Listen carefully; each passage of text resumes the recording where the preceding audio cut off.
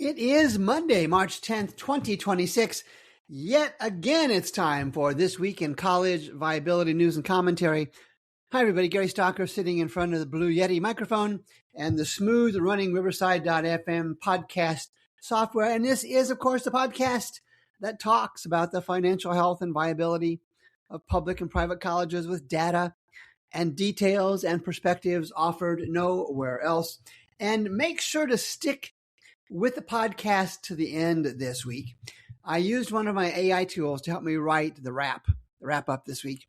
And it came up with a fascinating conclusion, but listen to the stories and see what the conclusion that I used my AI tool to draft. And I, of course, did some editing for it. And here's a hint. Don't fall out of your chairs. Higher education has become an industry of spin and hiding bad data. This week's top stories and commentary: the uncomfortable questions about direct admissions, Keystone College accreditation reaffirmed by middle states. When will these folks ever protect students? In Illinois, apparently they publish the winners and subsidize the loser public colleges. I'll have that story and commentary. And there is a faculty protest at DePaul University. Well, faculty protests are not news. They are as common, almost as common as the sun rising. This one, though, has some interesting spin.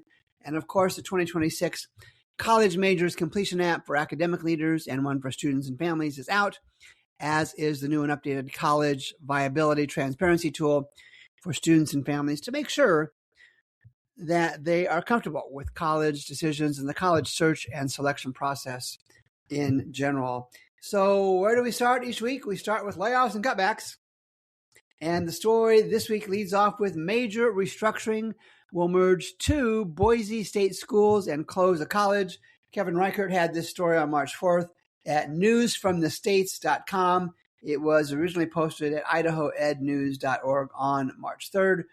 Boise State will merge 2 colleges and close a third. It was announced last Tuesday. It's not immediately clear, the story reads, how many positions will be cut. It's also unclear how much money Boise State expects to save with the restructuring. Interim President Jeremiah Shin and Interim Provost Zeynep Hansen said, while we understand that change can be challenging,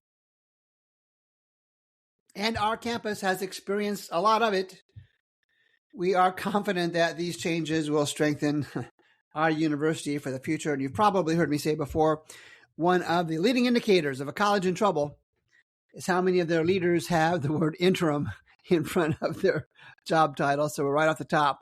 The president and the provost are both interims. Maybe it's a good thing, but I wouldn't bet the house on that. Page 2, SEMO, Southeast Missouri University Spin. My headline, not theirs. University enrollment grows. Officials report 167. Count them on your fingers and toes. Not my words, not theirs. Officials report 167 more students for spring 2026. Mark Bliss at the Southeast Missourian posted this on March 8th. And this was regurgitation reporting at its best or worst, depending how you look at it. Publishing data with no critical analysis. I couldn't even tell what years were being compared, whether it was last fall or last spring. Nonetheless, we look at all the data here at College Viability.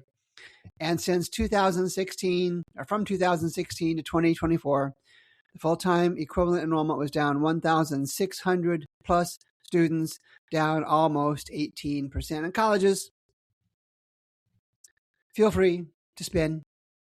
You're going to. I know that. We know that. We all know that. But your data is always going to be out there for the world to see. Because, I'm out there sharing it. And just ask yourself, as you post this spin, and don't doubt for a second that 167 is correct, but it's not in context. It's out of context. It's making the college look better than it is. Just think about your credibility.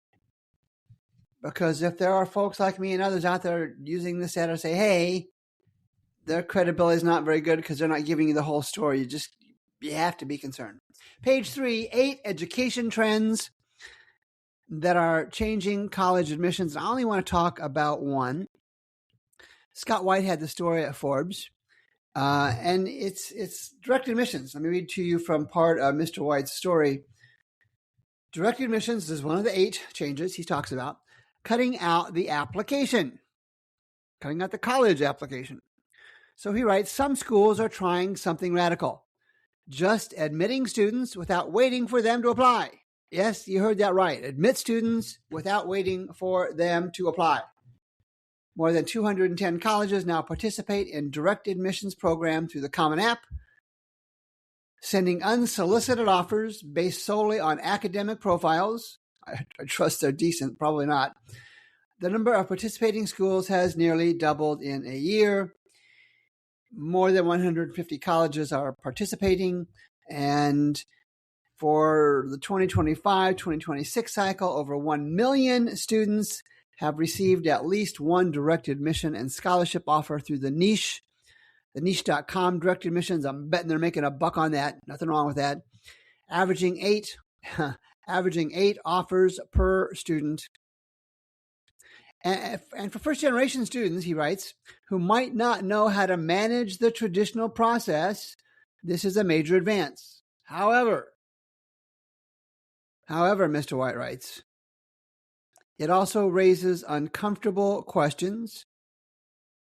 Are students being steered towards schools with empty seats rather than schools that might be the best fit, and define best fit however you will? And when everyone gets an offer, he writes, what's the acceptance really worth? Why go through the process? Interesting perspective from Scott White on the Forbes article. Financial viability of women's sports. At heart of Women's Collegiate Sports Protection Act, we're going to West Virginia. The Metro News of West Virginia, Dave Wilson, had the story on Sunday, March 8th. Headline reads, Charleston, West Virginia. In the rapidly evolving world of college athletics, the state Senate has taken a step to ensure okay, that's a big word, to ensure the financial viability of women's sports. The Women's College Sports Protection Act, Senate Bill 502, was approved by the Senate and is now being considered by the West Virginia House Education Committee. It creates a permanent endowment fund, or endowment funds, intended to support women's sports. Over time, the story reads, the funds are meant to represent a consistent revenue stream for scholarships, coaching, and facilities. Now, off the top, and I'm not done yet here, off the top, this is an example of a market reacting. College leaders, at least in West Virginia, are worried about women's sports for lots of reasons. I won't go into those details today. And, of course, it has to do with the name, image, and likeness, and the portal transfers got to be scaring the bejeebers out of the West Virginia leaders, and probably should be scaring the bejeebers out of most. But here's the rest of the story, and I quote from Mr. Wilson's story. State money would not be used to seed the endowment fund. It would be built through private donations and other grant opportunities. The Senate Finance Committee amended the bill and removed a section that would have provided tax credits for donors and matching state funds. The bill only creates the mechanism for the endowment fund. The bill only creates the mechanism for the endowment fund. Much ado about not much at all. Let's call this what it is.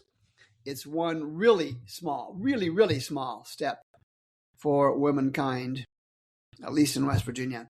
Illinois boosts universities losing students, punishes gainers. Now, I guess this might only happen in Illinois. Patrick Andreessen had the story on March 5th at illinoispolicy.org. And here's something that will make you want to move to Illinois, especially if you have college-age children or soon will have them. Illinois public universities lost a little more than 13,000 students during the past 20 years, and only 3 of, I think it's 11, public colleges in Illinois gained. Those winners, lost state funding, while the losers, those who lost enrollment, got more money. Mr. Andreessen notes in his story that Illinois punishes the winners and subsidizes the losers. Subsidizes the losers. Sounds like the Illinois State motto to me. And the only universities, he writes, that reported higher enrollment this fall than back in 2006, 20 years ago, were the University of Illinois Urbana-Champaign, University of Illinois Chicago, and Illinois State University in Bloomington Normal. These are the ones driving the most gains statewide. 6 of the colleges lost more than 1/3 of their students in the last 20 years. More than 1/3 they lost, with 3 losing more than half. Chicago State University saw the largest percentage decline, but you know what? As I've reported earlier, they're starting a D1 football team. Sarcasm alert, that shall fix. That shall fix everything. At Chicago State, they lost nearly 2/3 of their students. Northern Illinois and Southern Illinois Carbondale lost the most in raw numbers, topping more than 9,000 fewer students each. It's really hard not to throw out a sarcasm alert here, but I fought the urge and stayed away from it. I maybe next time. Keystone College accreditation reaffirmed by the Middle States Commission on Higher Education. Fox 56 had this story on February 28th. And here we have the I-dotters and the T-crossers. Those accrediting agencies are at it again. Fox 56 reports Keystone College has received confirmation that its accreditation has been reaffirmed by the Middle States Commission on Higher Education, college officials announced on Friday. The commission informed the college that it is now in compliance with several key standards, listen to these, including those related to ethics and integrity, planning and resource management, and governance and administration. The decision eliminates a previously scheduled show cause appearance, eliminates it, that had been set for mid-March, right now. However, Keystone will be required to submit a follow-up monitoring report. I'm sure it'll say, here's what we plan to do. Keystone has to submit that report in the fall to update the commission on its continued progress. If only this were a video, you could see the anguish on my face as I read this. This is yet another stunning indication of an accreditor's chronic inability to warn students about a college's financial health. And if these accreditors don't have any interest in protecting students, why don't they say so? Why don't they say, students, hey, we're here just for the colleges. They pay us fees, they give us money, you don't. So we're going to give them every logical and illogical break that we can think of. So you know where I'm going next. You know where I'm going next, to the data for Keystone College. And why am I the only one looking at a college's financial health for students and families? Why am I the only source for transparency? From the 2016 to 2024 audited financial statements and IRS 990s for Keystone College. Get out a pen and paper. Total net assets decreased $68 million. Unrestricted net assets, essentially money they can spend, is negative. Negative. I hardly ever see that in 2024. It was negative $6.4 million. The value of the college is a negative number, but Middle States doesn't care. I'm guessing they have enough in that budget to pay for their fees. They've had operating losses in 4 of the past 5 years. That's not going to surprise anybody. And the 1 year it was positive was probably from the COVID relief funds from the federal and maybe state governments. Enrollment's down 30%. The endowment is not even college couch money, not even college couch money. $6 million is their endowment in 2024. 5% earnings on that is $3.12. I made that up, but it's not much. Employee count is down 30% over the last 9 years, but flat for the last 4. The number of W-2 employers, the number of employees per $1 million in total operating revenue is significantly above the 75th percentile for all colleges, and that tells us too many employees for the revenue generated, but Middle States doesn't care. Tell us what you're going to do. We trust you, despite 9 years worth of data that says they shouldn't be trusted. I looked at the vendor payments. I looked at the top 5 vendor payments. And it appears that Keystone College is overpaying for most services when compared to all other private colleges. So will someone please call Middle States Commission and ask for a recount? Ask for a count. Clearly they're not doing that. Ask them to actually look at the financial data. I'm being silly here. Here's a sarcasm alert. I have to believe they forgot to look at the financial data when they offered reaccreditation. That's a sarcasm alert. I'm going single G, but man, that could be a quadruple G. Time and time again, we see this. And you feel for students going to Keystone College and others who probably have little, if any, idea that even if their college doesn't close, what kind of quality college education are they getting? I didn't even bring up their graduation rates. I don't have that in my notes. Page 4. Members of DePaul faculty published an open letter opposing the closing of an art museum. Nina Metz had this story on March 2nd in the Chicago Tribune. Here's a quote from Ms. Metz's story from Dr. Sean Kirkland, who's a philosophy professor at DePaul and is part of a group that spearheaded the open letter. Right? And he writes this well, but I'm going to take issue with some of the conclusions, even though it's a well-written quote is well-written. Dr. Kirkland writes, "It's true, philosophy is one of those liberal arts disciplines where the connection is not so self-evident. But the reason that so many of us in other non-art disciplines find the museum they're going to close, find the museum space to be so thought-provoking and experientially rich for the students is that these works of arts in the museum are always," he says, by definition, confronting students and challenging them with something they're not used to.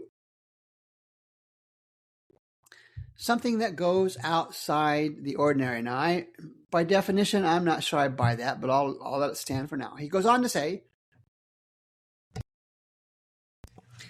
these things that seem like a luxury, interesting choice of words, a luxury like humanities, arts, things that are not so immediately monetizable, I guess that's a word, have enormous value in the actual education aims of the university, Kirkland writes.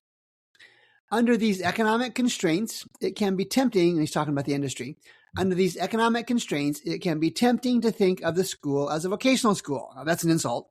No college likes to be called a vocational school. And he says there are good reasons for that. We have students, he says, paying a lot of money for their degree, and they want to get their money's worth. Great acknowledgement. Well done. That's a business model universities have adopted, he writes, and those pressures cause institutions of higher education to focus on practicalities and areas of study that are more immediately and tangibly seen as monetizable. I guess if you use it twice, it's got to be a word. And then he concludes, that creates a tension in the project of education, I don't know what that means, in the project of education that the university is committed to, making an assumption here and stating it as a fact, which is to teach our students how to think for themselves and ask questions and provide them with experiences and knowledge that allows them to imagine the world in really radically new ways. Making students think in these unfamiliar ways, he finally concludes, and engaging with questions about values and how human life should be lived is what the university is ultimately aiming at. Well, that's what he says. And the ultimate punchline is that it will make punchline. And the ultimate punchline, he wrote this, not me, is that it will make them better workers and employees and more successful at whatever profession they pursue. While well written, this is some serious spin. And it's a straw man. It's a monetization. It's a straw man. Dr. Sean Kirkland at DePaul University frames the issue as vocational or monetizable, I guess I'll jump on the bandwagon, versus intellectual exploration and humanistic thinking. But this framing oversimplifies reality. Many fields that are considered monetizable, engineering and business and computer science and health sciences, they also require critical thinking. They also require ethical reasoning. They also require creativity and interdisciplinary awareness. Those things are not exclusive to the humanities. And likewise, humanities programs are indeed monetizable. Somebody's going to slap my hand for using that word. Just not in obvious ways. Law. My understanding is attorneys make a decent living. Public policy, communications, user interface designs, consulting, leadership. That's just a handful. The real problem here is not monetization. It's not monetization, as Dr. Kirkland proposes. It's market alignment. It's what the market wants.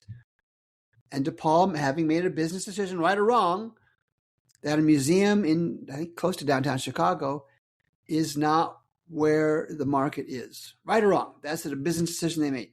Humanities, as a standalone field, get ready to throw something at your computer or at your cell phone. Humanities as a standalone field are becoming the blockbuster of higher education. The ability to stand alone, you got to wonder if that will continue to exist. So let's do a wrap.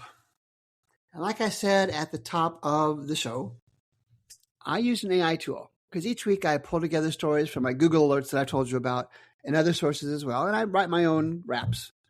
Sometimes I like them more than others, but this time I said, hey, let me just see what my AI tool will do. And so the essence of this is from my AI tool. There's some kind of cute acronym these days. I edit it to make it more readable, more understandable. You know, when you step back and look at all these stories together, a pattern starts to appear. Here are the examples. One university in the podcast today shows a short-term enrollment bump of 167 students, while the longer trend shows a decline of more than 1,600. Another restructures colleges, but no one can say if or how much money it will actually save.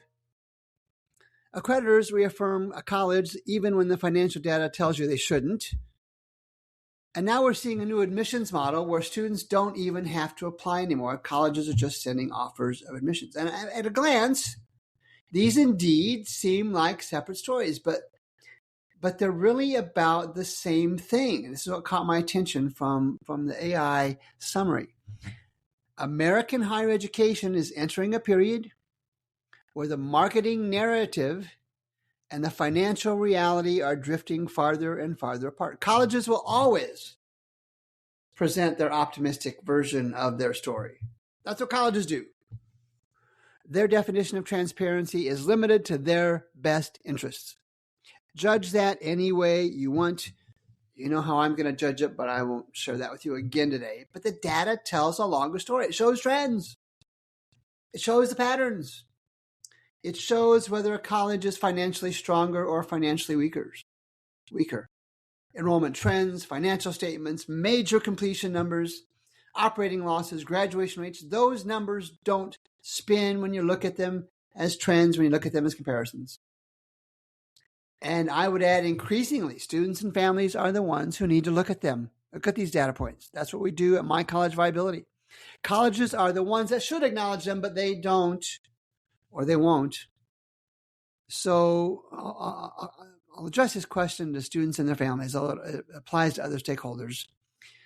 Here's what you want to ask when you hear or read a college announcement.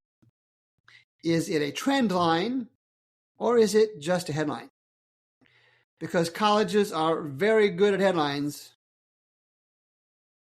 but a college decision is a 4-year investment of time and money and opportunity costs.